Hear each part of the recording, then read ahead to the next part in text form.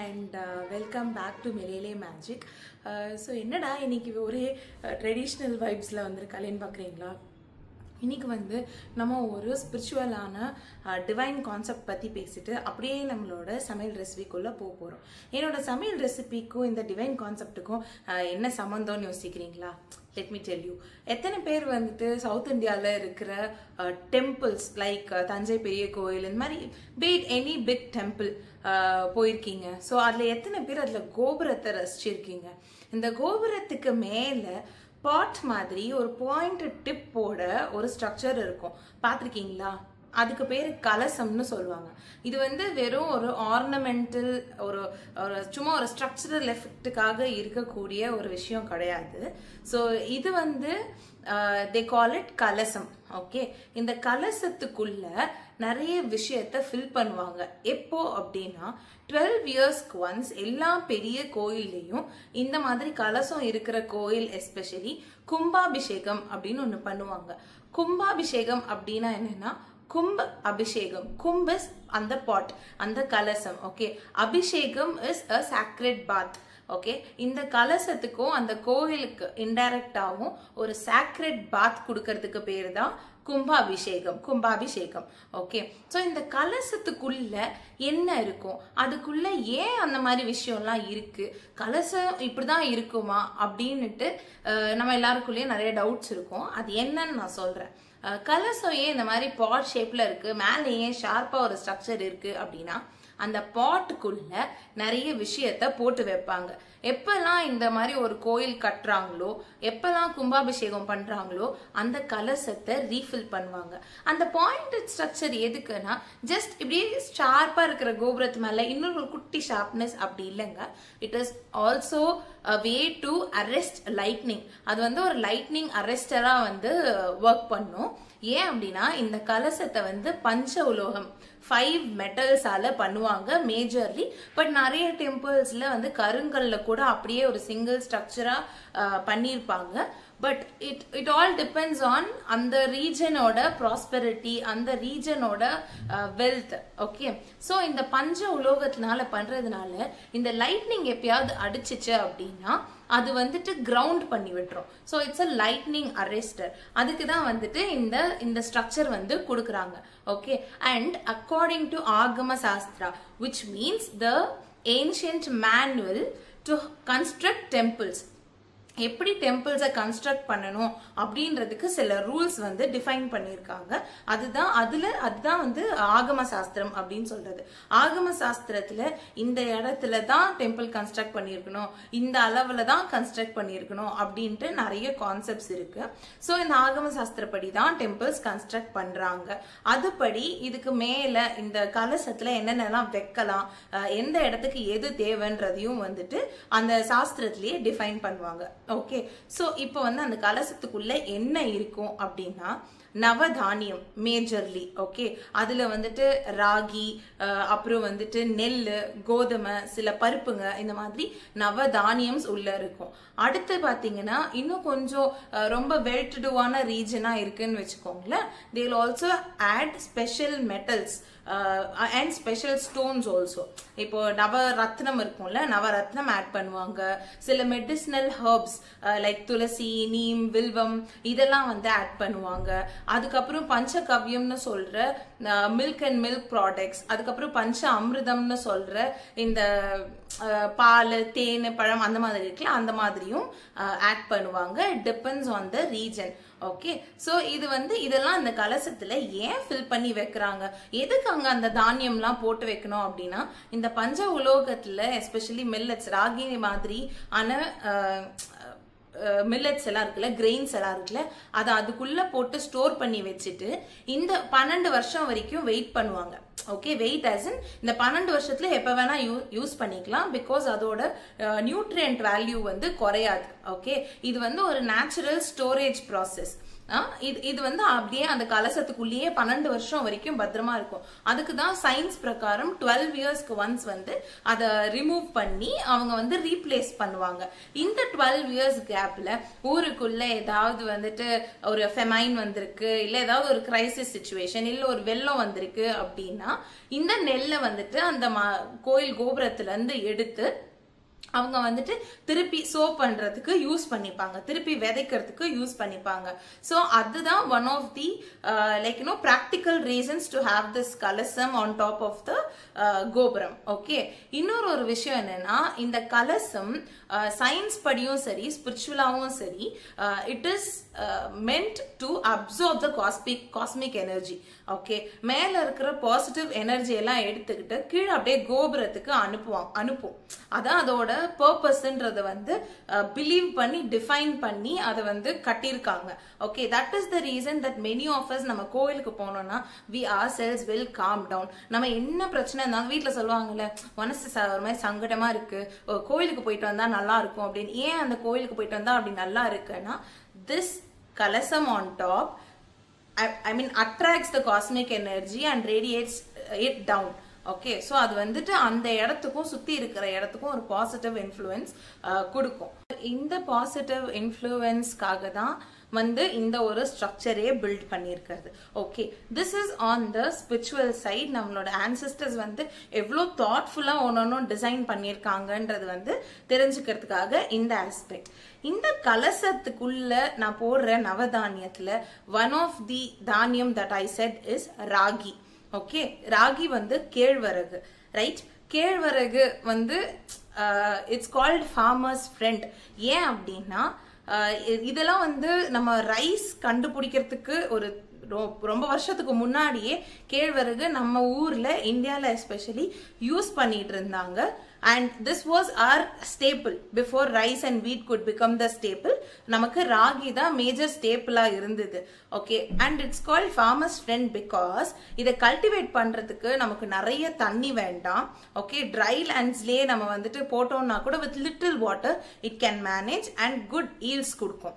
இன்னொரு விஷயம் என்னன்னா ராகி வந்து மெச்சூர் ஆகி நமக்கு ஈல்டு ப்ரொடியூஸ் பண்ணி கொடுக்கறதுக்கு 3 to 4 months தான் ஆகும், unlike other crops which takes about an year. Okay, so இதுக்காக தான் இதை farmers good friend அப்படின்னு சொல்றாங்க. இன்னொரு ரீசன் என்ன தெரியுமா?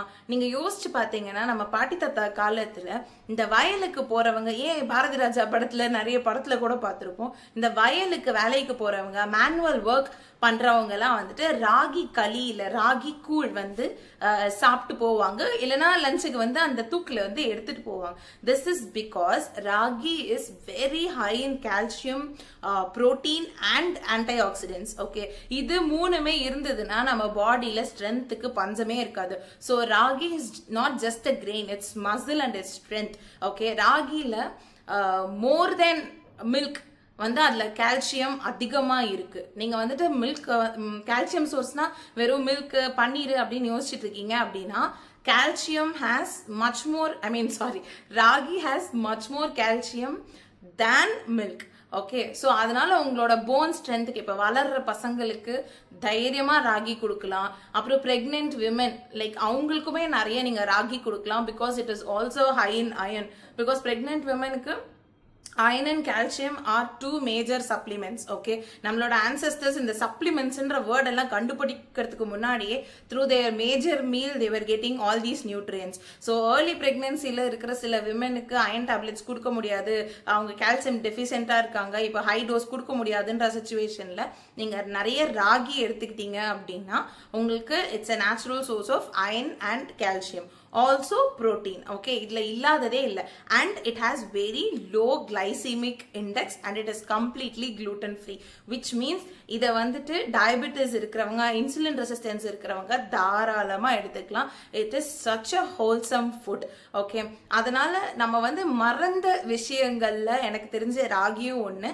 Of course South Indiaல, கர்நாடகால, Tamil Nadu, Kerala and even Odisha, some parts of Odisha, they use ragi even today on a daily basis. Okay, especially இது வந்துட்டு இந்த சம்மர் டைம்ல வந்து நீங்க கூழ் மாதிரியோ களி மாதிரியோ எடுத்துக்கிட்டீங்க அப்படின்னா it's such a coolant. Okay, so don't forget, நான் அதை பற்றினதான் ஒரு ரெசிபியும் நான் போட போகிறேன் ராகி வச்சு. அண்ட் இன்னொரு குட்டி ஃபேக்ட் ஒன்று சொல்கிறேன். நம்ம வந்துட்டு டெம்பிள்ஸுக்கு இன் ஜென்ரல் தமிழில் வந்து 2 வேர்ட்ஸ் யூஸ் பண்ணுவோம். ஒன்று ஆலயம், இன்னொன்று கோவில், ரைட்? கோவில் அப்படின்றது என்ன அப்படின்னா கோ குட்டல் இல், கோ இல். ஓகே, கோ means king or king of kings, யாரு? God. So ko means God and il means வீடு. Okay, the home of God is கோவில். சரியா? இன்னொரு வார்த்தை என்ன சொல்லுவோம்? ஆலயம் அப்படின்னு சொல்லுவோம். நம்ம வந்துட்டு நிறைய இடத்துல தமிழ்நாடுல கூட ஆலயம் ஆலயம்னு பார்த்தோம்னா what we think is இது தமிழ் வேர்ட் அப்படின்னு. Though we majorly use it in Tamil, it is a word that is derived from Sanskrit. Okay, ஆலயா அப்படின்ற வார்த்தையிலிருந்து தான் ஆலயம் வந்திருக்கு. ஆலயா means it's an abode, it's a place of something. இப்போ வந்து கவிதாலயா அப்படின்னா கவிதையின் ஆலயம். Okay, the place where like poetry is respected, right? Where art form is respected, அதுதான் is ஆலயம். Okay, the place where God is respected, something intense is respected and adored. Okay, அதுதான் வந்து ஆலயம். So these are the two things that I also wanted to add, like கோவில்னா என்ன, ஆலயம்னா என்ன, where it has come from அப்படின்னு. So without much அடு நம்ம வந்து குவிக்காக ஒரு ராகி ரொட்டி ரெசிபி பார்க்கலாம். நான் இதுலேயுமே எப்பயும் போல் நிறைய வெஜிடபிள்ஸ் ஆட் பண்ணியிருக்கேன். இது வந்துட்டு ஒரு கட் ஃப்ரெண்ட்லி ரெசிபி எட் அகெயின். ஓகே, இதுக்கு வந்து நமக்கு தனியாக ஸ்பைசஸும் தேவைப்படாது. And next time when you have ragi, do try ragi and any other millet for that matter. Next time when you have it, also realize the cultural importance and traditions that we Indians carry, because that is much more bigger than what we consume today. ஏன்னா நம்மளோட Indian ட்ரெடிஷன்ல இல்லாத விஷயமே கிடையாது, நம்மளோட ancestors நமக்கு கொடுக்காத விஷயமே கிடையாது. ஜஸ்ட் தட் நம்ம இப்படி பார்த்துட்டு இருக்கிறத நிறுத்திட்டு கொஞ்சம் நம்மளோட ஹொரைசனை கொஞ்சம் ப்ராடன் பண்ணிட்டு நம்ம பார்த்தோம் அப்படின்னா நிறைய விஷயத்த நம்ம ரீகிண்டல் பண்ணலாம், நிறைய விஷயத்த நம்ம ரீஸ்டார்ட் பண்ணலாம். Going back to basics is all that we need. இதே மாதிரி இன்னும் நிறைய கதையும் கேட்கணும் அப்படின்னா கீப் வாட்சிங். உங்களுக்கான ரெசிபியும் கூடவே வருது. உங்களுக்கு இதெல்லாம் இன்ட்ரெஸ்டிங்காக இருக்கு அப்படின்னா please do tell me in the comments. நான் இன்னும் நிறைய கதைங்க சொல்கிறேன். கீப் வாட்சிங் for the full recipe. So இங்கே ராகி ரொட்டி பண்ணுறதுக்கு நான் வந்து ஒரு பவுல் எடுத்து வச்சுருக்கேன். அண்ட் ஒரு பிளேட்டில் வந்துட்டு நல்லா ஃபைனாக சாப் பண்ண carrots, capsicum, onions, ginger and பச்சை மிளகா வித் சம் கருவேப்பிலை எடுத்து வச்சுருக்கேன். அதுக்கப்புறம் இன்னொரு பிளேட்டில் இதுக்கு தேவையான ஸ்பைசஸ் எடுத்து வச்சுருக்கேன். கொஞ்சம் ஜீரா, சோம், ஃபெனல் சீட்ஸ், அப்புறம் பெருங்காயம், உப்பு, கொரியாண்டர் பவுடர் அண்ட் மஞ்சள் பொடி. இன்னொரு குட்டி கப்பில் நான் வந்துட்டு ஒரு ஹாஃப் பஞ்ச் ஆஃப் மேத்தி கீரை, வெந்தயக்கீரையை வந்துட்டு உரிச்சு வாஷ் பண்ணி லைட்டாக வந்துட்டு ஒரு ஹாஃப் ஸ்பூன் ஆஃப் ஆயிலில் வதக்கி வச்சுருக்கேன் வித்தவுட் சால்ட். அதுக்கப்புறம் இங்கே ஒரு கப்பில் வந்துட்டு ரோஸ்டட் ராகி பவுடர் நான் வந்து வச்சுருக்கேன். இதை ஆட் பண்ணுறதுக்கு முன்னாடி கொஞ்சோண்டு நான் வந்து ஃப்ரை பண்ணி வச்சுருக்கேன் ஒரு வானலியில். ஓகே, தென் இங்கே ஒரு குட்டி கப்பில் வந்துட்டு நான் ஒரு 1 to 1.5 spoons of coconut oil வச்சுருக்கேன். And then some water to make the roti மாவு. ஓகே, ஸோ இப்போ இந்த பவுலில் வந்துட்டு நம்ம தேவையான வெஜிடபிள்ஸ் நம்ம கட் பண்ணி வச்சுருக்கோம், அது எல்லாமே வந்து ஆட் பண்ணிக்க போகிறோம். என்னால் கொஞ்சம் வைடான பவுல் எடுத்துக்கோங்க, ஸோ தட் உங்களுக்கு மிக்ஸ் பண்ணி பிசைறதுக்கு கொஞ்சம் ஈஸியாக இருக்கும். ஸோ இது வந்து இந்த வெஜிடபிள்ஸ் போட்டாலே கொஞ்சம் நல்ல டேஸ்டியாக இருக்கும். இதுக்கு மேலே எதுவும் வெஜிடபிள்ஸ் போடணுன்ற அவசியம் இல்லை. மேபி உங்களுக்கு பிடிச்சிருந்தா நீங்கள் வந்து தேங்காய் துருவல் வந்து ஒரு ஹேண்ட்ஃபுல் ஆட் பண்ணிக்கலாம். It will also give a good taste. அதுக்கப்புறம் நான் அந்த காய்கறி கூட இங்கே வந்துட்டு வதக்கி வச்சுருக்க கீரையும் நான் போட்டிருக்கேன். இது போட்டுட்டு இதுக்கப்புறமா வந்துட்டு இந்த தட்டில் இருக்கிற எல்லா ஸ்பைசஸும் சால்ட், கொரியாண்டர் பவுடர், ஜீரா, சோம்ஃப், பெருங்காயம், உப்பு அண்ட் டர்மரிக் பவுடர், மஞ்சள் பொடி. ஓகே, இதெல்லாமும் ஆட் பண்ணிவிட்டு இப்போ நான் வந்துட்டு ஒரு ஸ்பூன் வச்சு எல்லாத்தையும் நல்லா ஸ்டிர் பண்ணி மிக்ஸ் பண்ணி விட்டுறேன். பிகாஸ் ஆஸ் யூஷுவல் நான் சொல்கிற மாதிரி ஸ்பைசஸ் எல்லாமே எல்லா காய்க்குள்ளேயும் போகணும். இதில் வந்துட்டு நம்ம மேஜர்லி தவால போட்டு தான் குக் பண்ண போகிறோம். அந்த கீரையும் இந்த ராகி பவுடரை ரோஸ்ட் பண்ணிருக்கிறதையும் தவிர நம்ம வந்து பெருசாக எதையும் இதுக்கு முன்னாடி நம்ம அடுப்பில் போட்டு வதக்கலை. வெஜிடபிள்ஸ் எல்லாம் கொஞ்சம் ராவாக தான் இருக்குது. இந்த வெஜிடபிள்ஸ் வந்து நல்லா அந்த மசாலாவெல்லாம் மிக்ஸ் பண்ணி விட்டதுக்கு அப்புறமா இந்த கோகோனட் ஆயில் ஆட் பண்ணிக்கோங்க. இது வந்து ஒரு நல்ல ஃப்ளேவரும் கொடுக்கும் and a good binding agent as well for the roasted ragi flour. Okay, நான் பக்கத்தில் அந்த கிளாஸில் வச்சுருக்கிற வாட்டருமே வந்துட்டு வார்ம் வாட்டர். நீங்கள் ரூம் டெம்பரேச்சர் வாட்டர் எடுத்துக்கிட்டீங்க அப்படின்னா இட்ஸ் ஃபைன். பட் நீங்கள் தவால போட்டு நீங்கள் ரொட்டி வந்து குக் பண்ணுறப்போ கொஞ்சம் எக்ஸ்ட்ரா டைம் கொடுங்க. நீங்கள் வந்துட்டு இந்த வார்ம் வாட்டர் யூஸ் பண்ணீங்க அப்படின்னா கொஞ்சம் ஒரு குக்கிங் ப்ராசஸை ஸ்டார்ட் பண்ணி விட்ட மாதிரி நினச்சிக்கோங்களேன். நான் after mixing the veggies and the spices நான் வந்து கொஞ்சம் கொஞ்சமாக வந்து இந்த ராகி ஃப்ளார் வந்து ஆட் பண்ணிவிட்டு அதையுமே நல்லா வந்து மிக்ஸ் பண்ணுறேன். கொஞ்சம் ரொம்ப தண்ணியாகவும் இல்லாமல் ரன்னி தோசை பேட்டர் மாதிரியும் இல்லாமல் ரொம்ப ஹார்டாக பூரிக்கு பண்ணுற மாதிரியும் இல்லாமல் ஓரளவுக்கு கொஞ்சம் தட்டுற மாதிரி, இந்த அடையெல்லாம் தட்டுவோம்ல அந்த மாதிரி தட்டுற கன்சிஸ்டன்சிக்கு வந்து நீங்கள் இது வந்துட்டு பிசைஞ்சிக்கணும். ரொம்ப நேரம் என்னால் வந்து இந்த மாதிரி ஃபேன்சியாக ஸ்பூன்லலாம் வந்து மிக்ஸ் பண்ண முடியல. ஸோ நான் டைரெக்டாக கையிலே மிக்ஸ் பண்ணுறதுக்கு போயிடுறேன். But make sure you also have some clean hands before you doing this. இப்போ நான் மிச்சம் இருக்கிற ராகி மாவையும் போட்டுட்டு I start combining the veggies and the flour well. Okay, இது நல்லா பிசைஞ்சிட்டு நம்ம வந்துட்டு கொஞ்ச நேரம் கவர் பண்ணி வைக்கணும். ஏன்னா அந்த கீரையும் நான் வதக்குனது வந்து கொஞ்சம் சூடாக இருக்குது. ப்ளஸ் நம்ம இந்த வார்ம் வாட்டர் ஆட் பண்ணுறோம்ல அதுவுமே கொஞ்சம் மிக்ஸ் ஆகிட்டு எல்லாமே இந்த இன்க்ரீடியன்ஸ் ஷுட் கம் டுகெதர். அதுக்காக வந்து கொஞ்சம் டைம் கொடுத்து பிசைஞ்சு நம்ம ஒரு 10 to 15 minutes அட்லீஸ்ட் நம்ம வந்து சைடில் வைக்கணும். ஒரு 30 minutes வரைக்கும் விட்டிங்கன்னா கூட சூப்பராக இருக்கும். ஓகே, ஸோ இது நல்லா நீங்கள் பைண்ட் பண்ண கொஞ்சம் திக்காயிட்டே வருது இல்லையா, இந்த மாதிரி தான் வரணும். தண்ணி பார்த்து விடுங்க, ரொம்ப தண்ணியாக விட்டுறாதீங்க. Then you will have to keep like adding the flour again. அப்புறம் கொஞ்சம் ஸ்பைசஸ் திருப்பி ஆட் பண்ணோம். இதே மாதிரி அது ஒரு ரிப்பீட் ப்ராசஸில் போகும். ஸோ தண்ணி மட்டும் பார்த்து விட்டுக்கோங்க. நல்லா பைண்ட் பண்ணி கொடுங்க. எல்லா வெஜிடபிள்ஸையும் எல்லா சைட்லேருந்தும் எடுத்து ப்ராப்பராக வந்துட்டு அதை மிக்ஸ் பண்ணிவிடுங்க. மிக்ஸ் பண்ணிவிட்டு இந்த மாதிரி ஒரு தட்டு எடுத்து மூடி சைடில் வச்சுருங்க.